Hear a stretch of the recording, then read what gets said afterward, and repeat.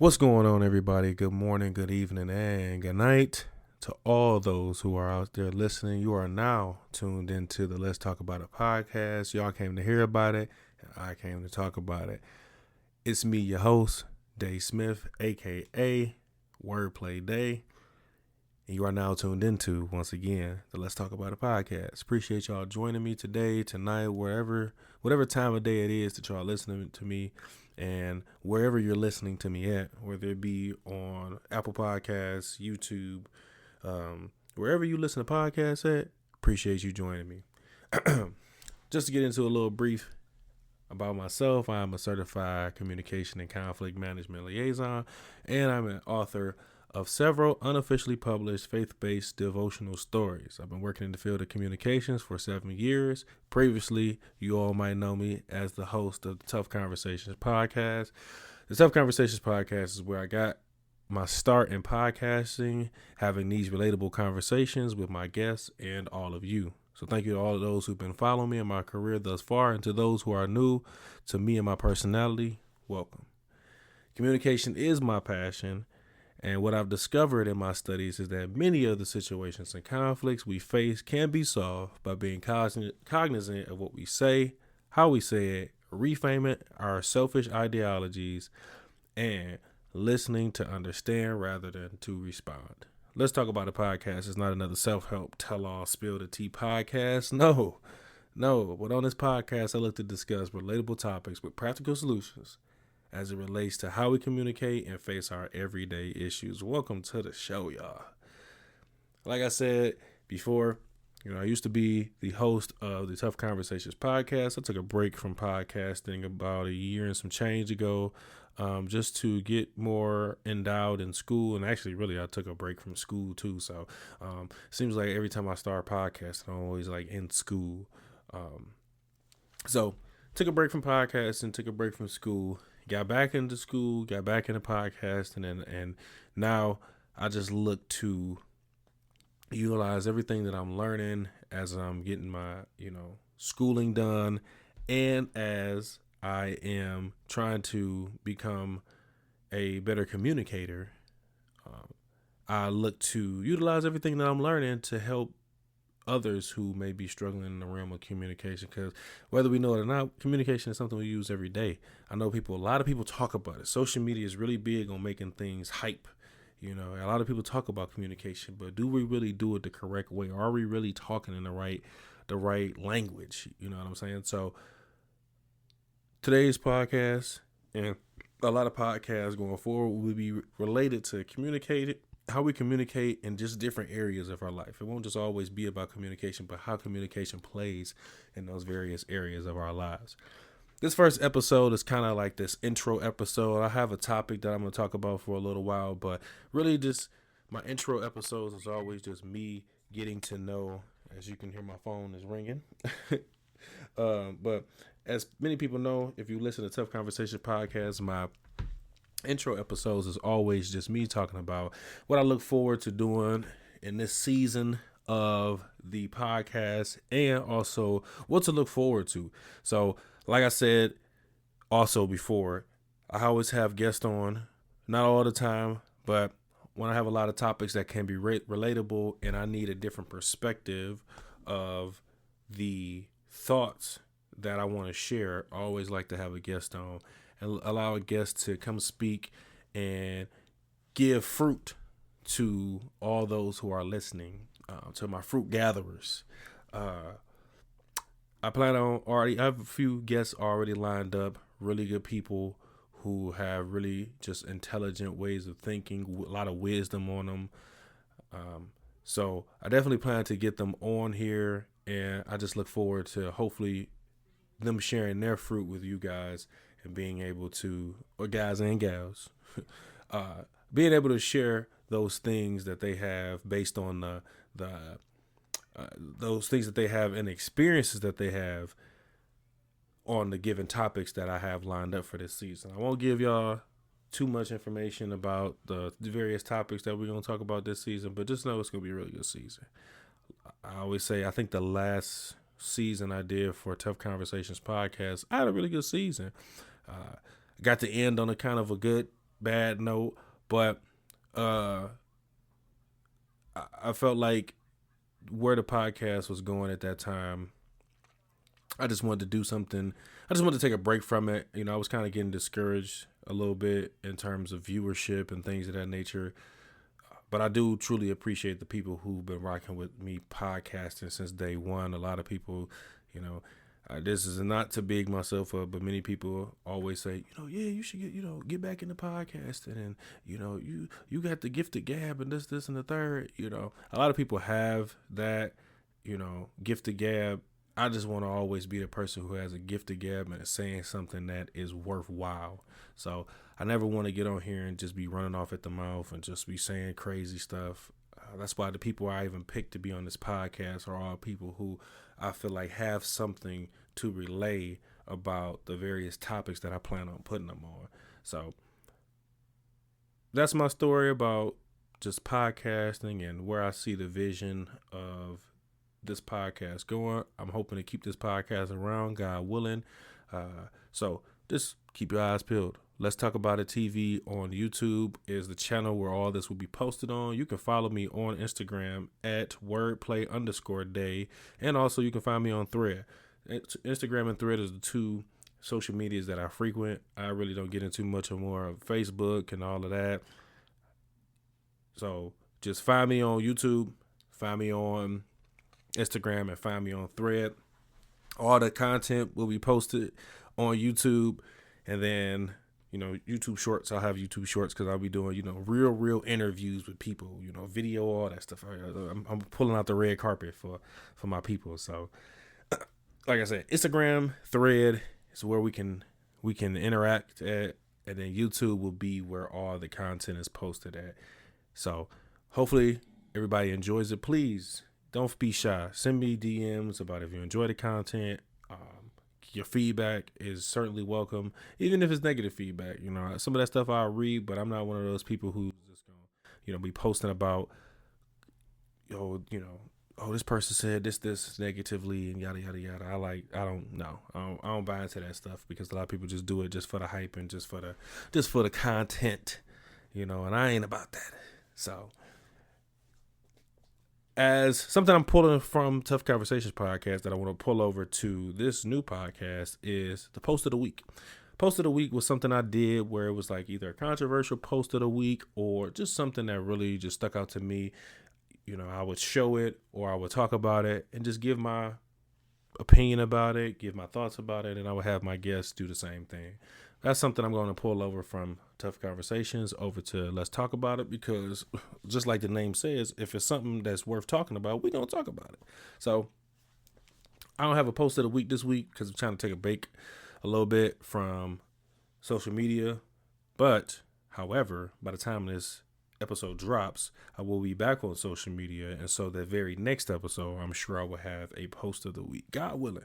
God willing. Speaking of God, I can't go through this podcast without saying something about the Lord. I just want to thank God for just carrying me through these various seasons that I've been in, from the ups and downs of podcasting, the ups and downs of just learning to be a better communicator, to just put me in situations to be a better communicator. Something I just want to share is that tonight, the night that I'm recording this, I was just so happened to be reading in Romans chapter 3, chapter 4, and chapter 5. I read the first 5 scriptures out of Romans chapter 5. And I am not going to give away what I got out of it. But what I am going to say is that if you're listening to this, I encourage you to please take time out of your day, out of your night, to go read Romans chapter 3, chapter 4, and chapter 5. Once you're done reading that, your mind is gonna be blown like my mind was blown. And we can talk about this. It's definitely gonna be something I post on my story just to see if people actually read it and just give people's feedback on it. But read Romans chapter 3, chapter 4, and chapter 5, and let's talk about it. So that's just my godly tidbit I want to share today. God is the greatest, and just thank him for just another day. Thank him for y'all. Thank him for just having y'all to be out here and listen, and just the opportunity and a platform to be able to share ideas and hope some ideas. ideas that lead people to better living and better understanding. So my topic that I want to share for tonight's episode is actually a mix of a topic, kind of sort of.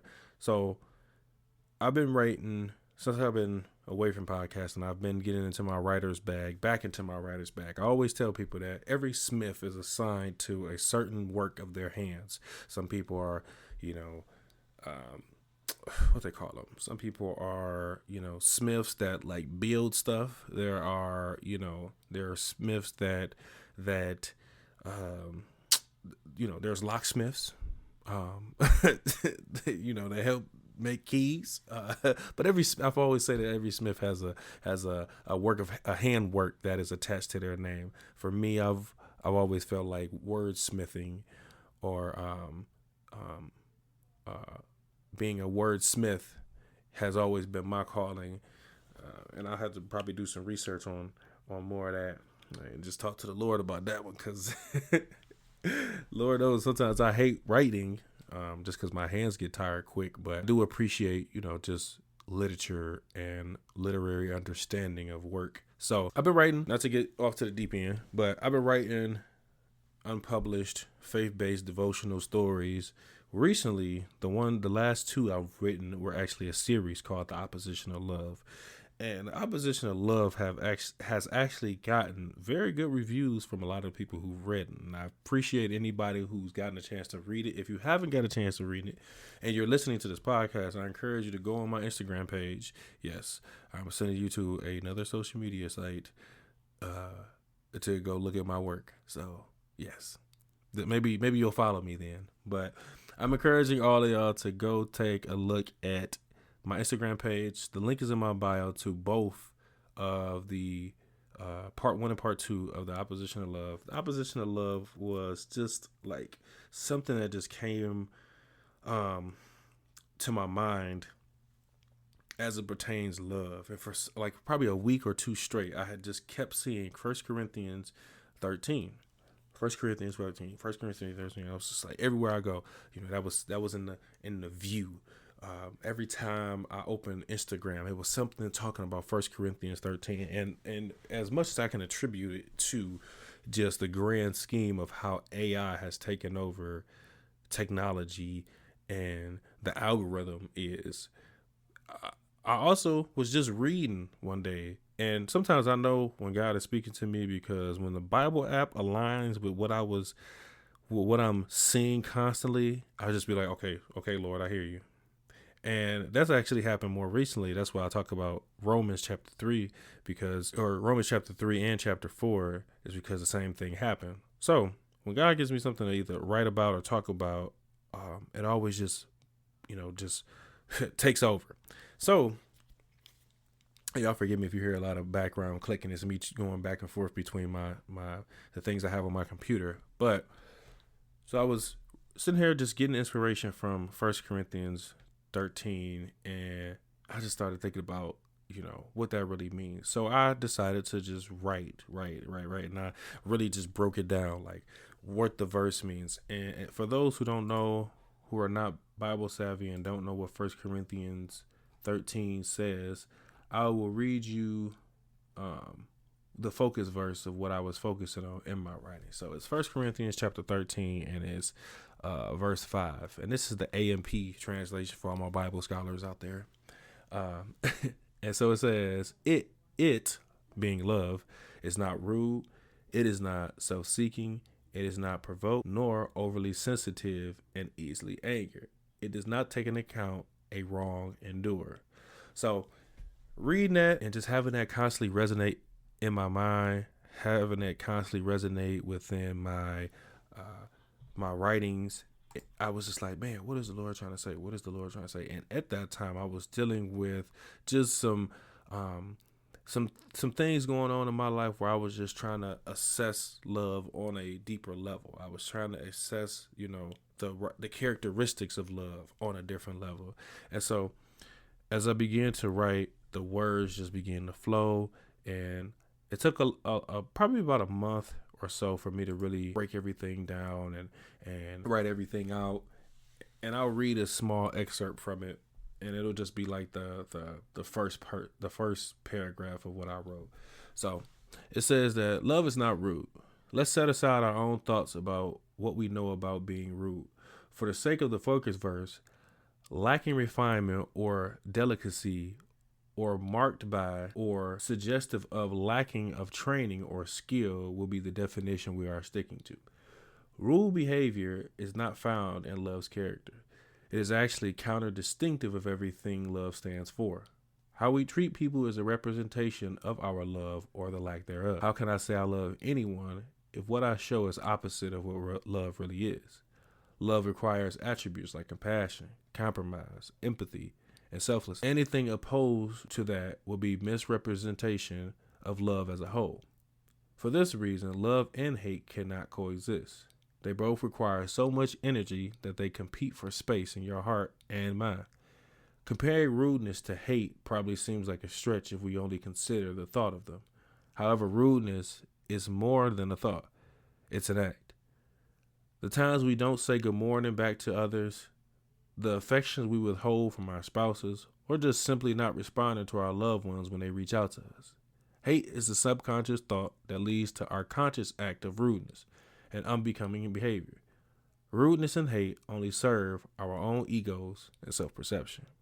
So, as you can see, I just really, that was an excerpt out of the first part of, out of the first part of the opposition of love. And so on today's episode, I really just wanted to dive a little deeper into that and talk about something that was rolling around in my mind more recently.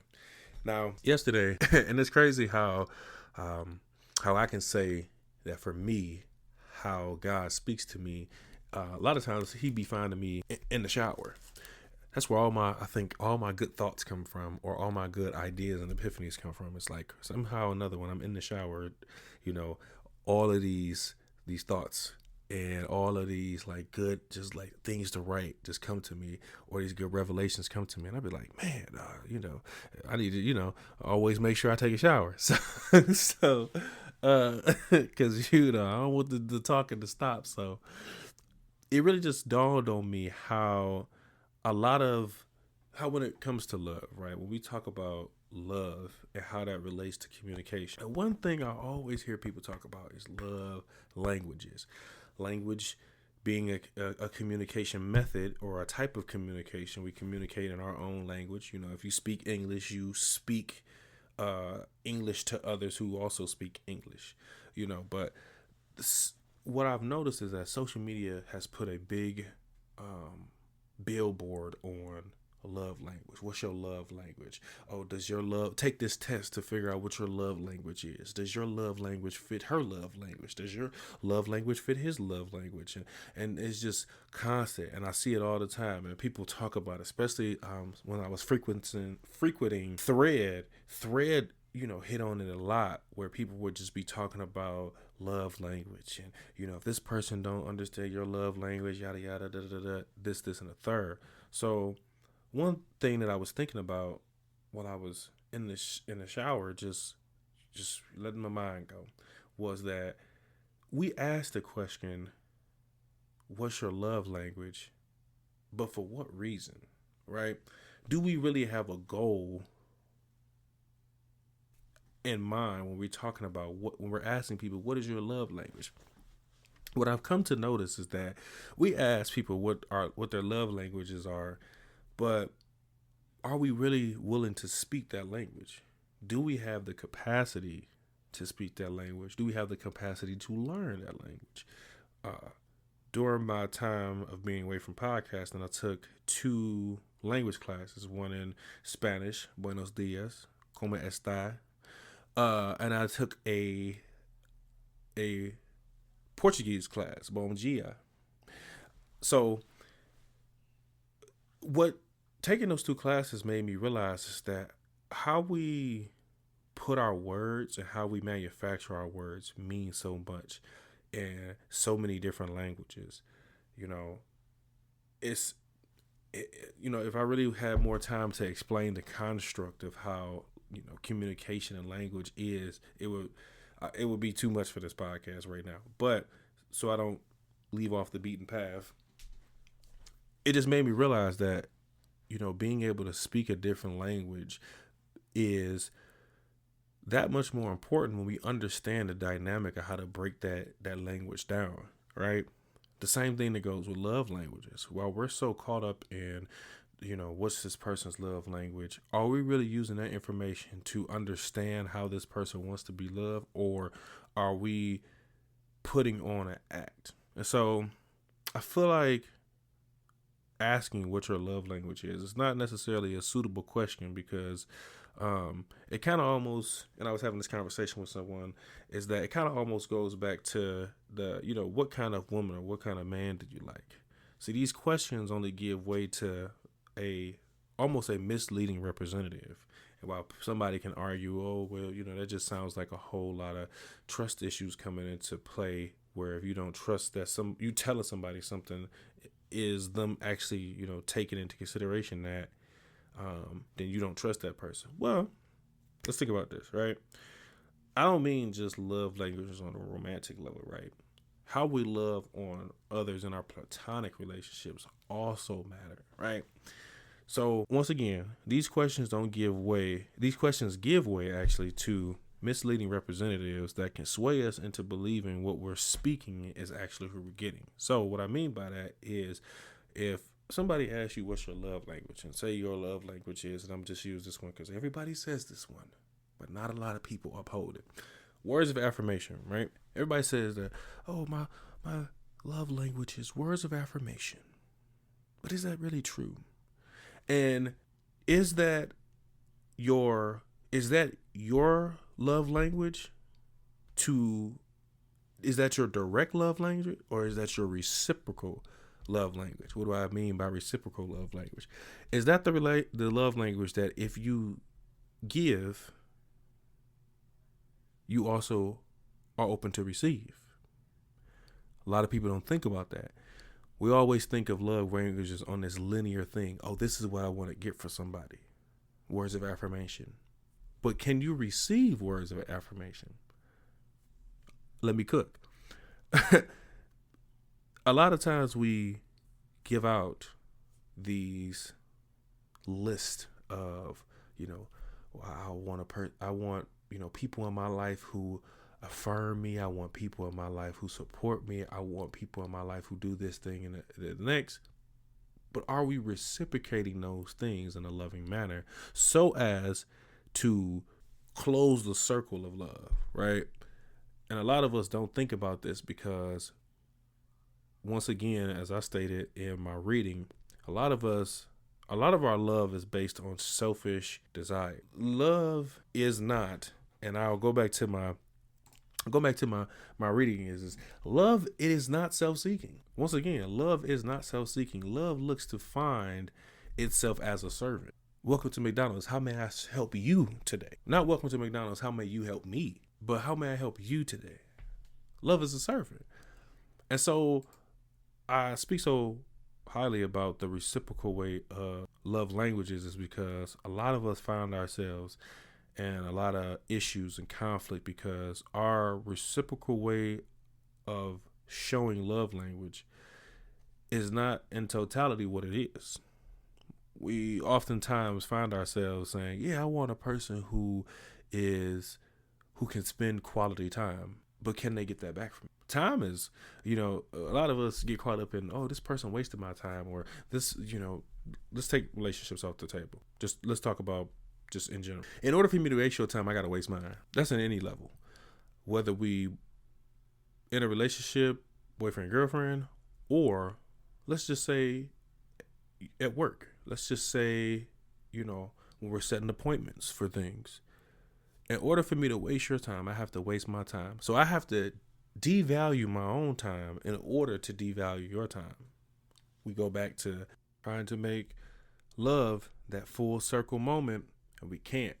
So it really just boils down to, how is it that we can tell someone that our love language is this, but can we reciprocate what we're saying our love language is? Because a lot of times I don't think that we realize, but people are looking for what we're asking for in us. I'm gonna say that one more time because I had to step back on that. A lot of people are looking for what we're asking for in us. So if I want somebody who spends quality time, I want somebody who makes time to spend quality time. That reciprocation. If I want a person who their love language is once again words of affirmation, I'm looking for a person who can affirm me in words. And a lot of people make and social media. I have to say this: social media will make it bad that or make affirmation bad. I will never say that you should seek affirmation from people at all times. But if we truly believe that people are we're here for we need one another, right? We need one another. If part of what we're here for is to serve one another, and love doesn't self-seek, but it looks to serve one another. If words of affirmation help serve you, what's the confusion? So that's where I always hear that debate about, oh, people who seek affirmation, this, and yeah, of course. If you're overly seeking affirmation on everything, you have no wisdom about you, you have no discernment about you, then yes, it can be problematic. But if you are seeking words of affirmation, but you can't give that to people, how then is that fair that you request this lopsided relationship where your needs are being met, but you can't give what that need is? And then we can go into the mixed match where you have a person who maybe part of their love language is quality time, but another person their love language is X, Y, and Z. And love languages don't just exist on romantic relationships. Um, Affection. Let's talk about affection, brothers. How many of us tell our bros we love them? And let me double back real quick because y'all ain't about to get out of this.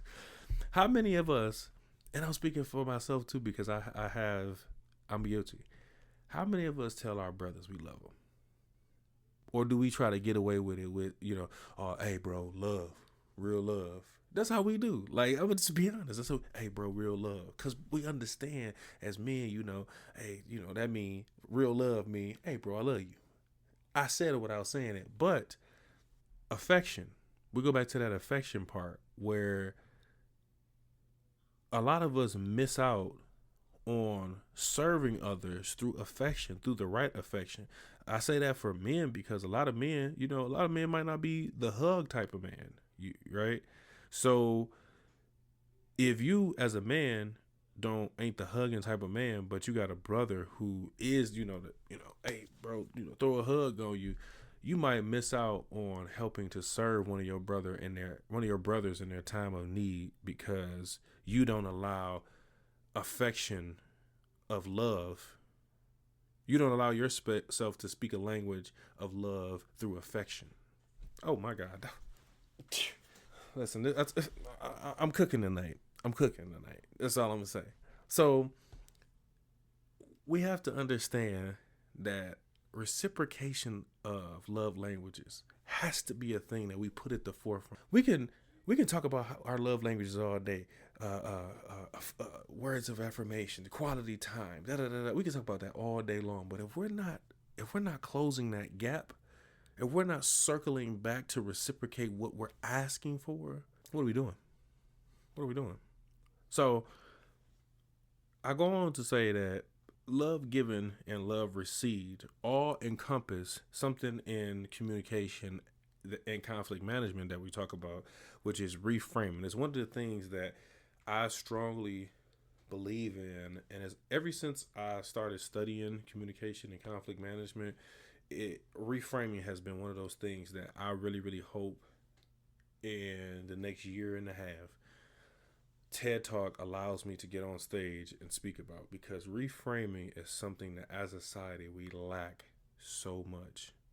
What is reframing? Reframing it and interpersonal reframing. So that's what I want to talk about. Interpersonal reframing. Being able to step outside of our way of thinking, our dialogue, our way of going about things and seeing something from somebody else's view. We miss out on that all the time because we're so caught up in how we feel on a subject, or we're so caught up on how we feel about a thing, that there is no room for somebody else to be right. Just simple enough. Or there's no room for someone else's perspective to be of value to us because we're too busy holding on to so much value in our own perspective, right? Because all of our biggest thing is that, well, this person just don't understand me. Did you allow them to? I'm cooking tonight. Yeah, I'm cooking. Yeah, I know. What they say in church, if you can't say amen, say ouch. So, reframing is so huge. We talk about love given and love received. When we reframe how we love, we ask ourselves, would I want to be loved on in this manner? That puts a lot of things that we do in check. And I ain't talking about the country. That puts a lot of things that we do every day in check. But do we wake up and ask ourselves that question? Cat Williams, on his interview with Shannon Sharp, Cat Williams on his interview with Shannon Sharp said something that made me really think about how much reframing is that, and this is just personal reframing. He said, when you lay down to go to sleep at night, when you lay down to go to sleep at night, you really got to ask yourself, okay, if that was it, is this okay? Did I do this well? Is everything good? All right, because this might just be your last time. This might be it. And when we ask ourselves, would I want to be loved on in this manner, you got to think about, and I'm not saying, trying to make something doom and gloom, like, oh man, it's just going to be the last time. It might be the last time you love on this person. But do we take those things into consideration? Probably not. Because we always think that the next 24 hours is guaranteed. Well, I show it tomorrow. I show it next week. I show it on Saturday. But would you want to be loved on in this manner right now? Right? Sometimes we're oftentimes looking to provide what we feel in a moment versus what's needed in a moment.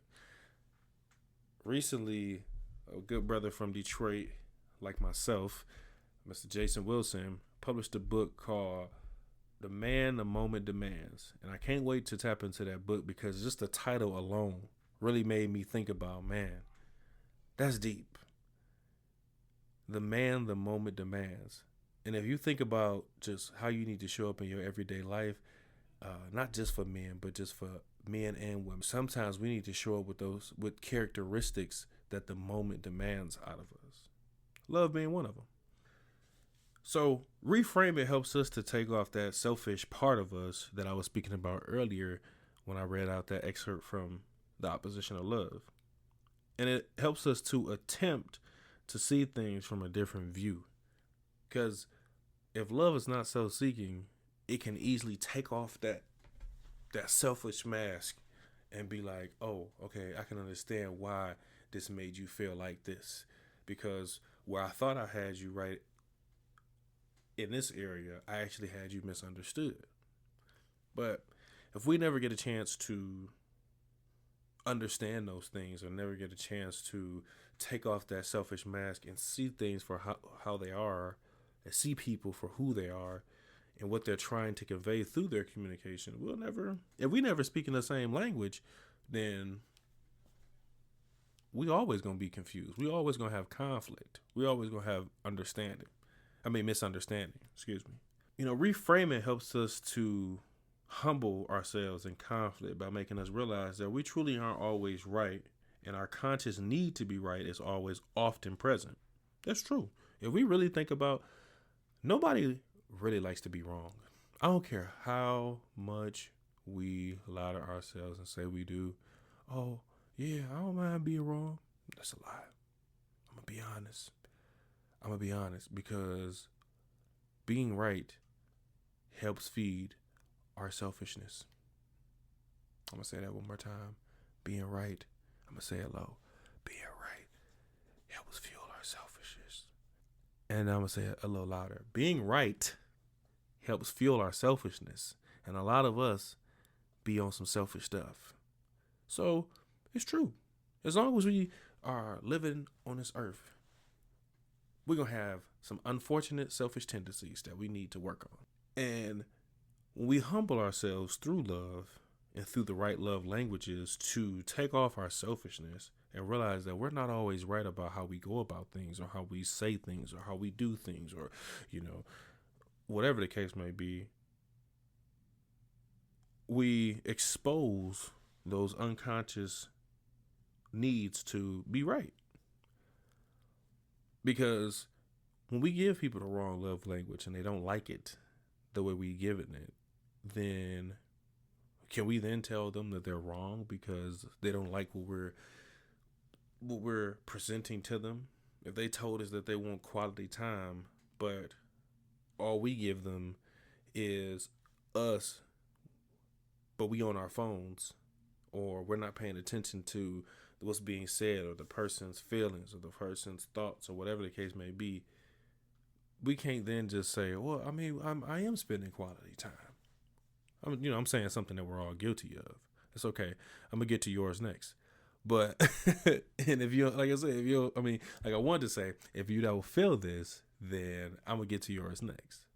So it's truly something that we all need to work on, which is taking off that selfishness and putting on the language of love, speaking the language of love. This is shown. The unconscious need to be right is shown in our erratic behaviors when we're faced with situations that contradict our norms. So if we're used to giving, how might I go about this? Okay.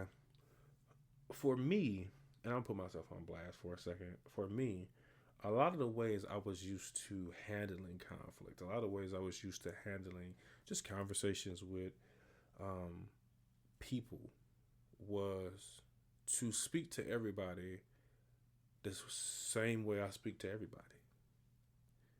But as I got older, I realized that really there is a tone, there is a style, there is a way that you have to be able to navigate and talk to everybody. Because everybody not going to understand you. And a lot of people say, oh, that's being fake, that's being phony, that's being da-da-da-da. No, it's called versatility, my baby. It's a little Detroit for you. It's called versatility. It's called adaptability. It's called being able to face situations that don't always need the same you in it. So we talk about our erratic behaviors when faced with situations that contradict our norms. A lot of people get anxious. A lot of people get defensive because when they're faced with situations that contradict their norms, the only thing they know is, let me show out.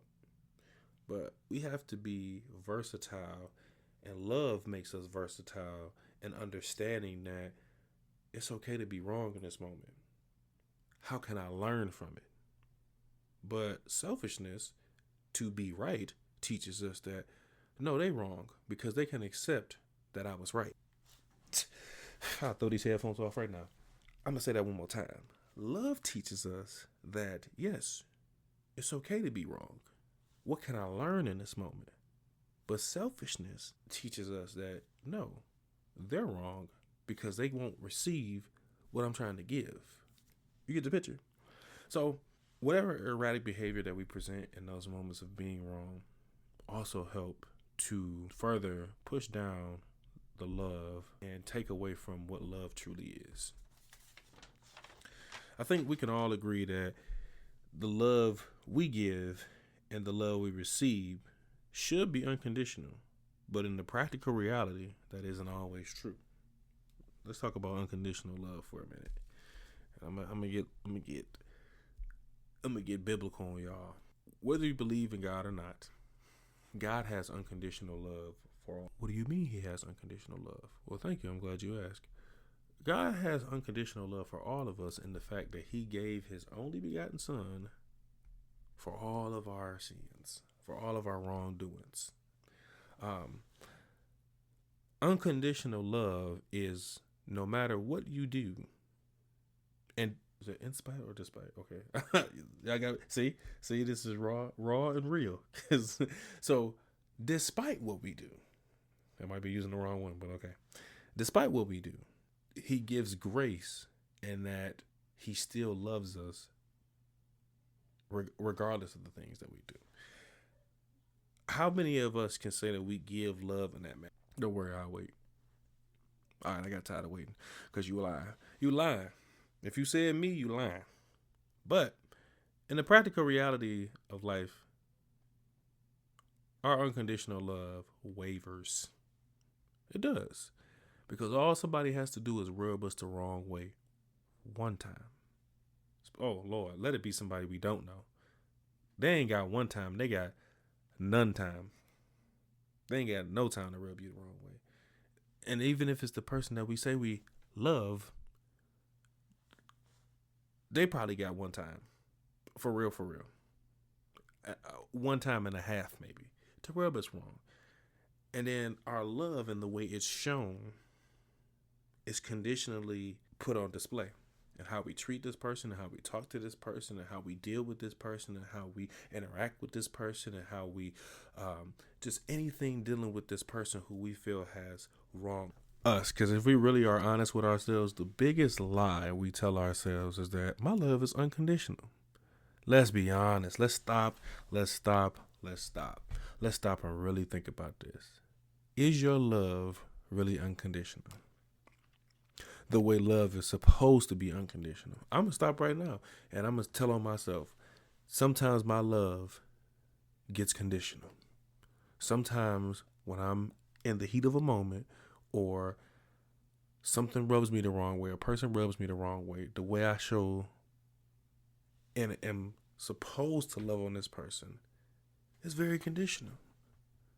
And what many people won't admit is that their love is oftentimes very conditional and very subjective. So people will sit back and tell lies and say, oh yeah, no, if a person do this to me, I'm gonna just da-da-da-da. And then you got the real folks who just gonna tell it like it is, hey, people make me feel like this, I'm X, Y, and Z. But does love win in those instances? And the answer is no. This all ties directly into my thoughts about love languages. Do we truly have love languages, or are they subjective to our given moods? How do we express that? How do we express that, I do like quality time as a love language sometimes. How do we admit to that? How do we say, I do like words of affection, words of affirmation? How do we express that? Because all of us are so built and so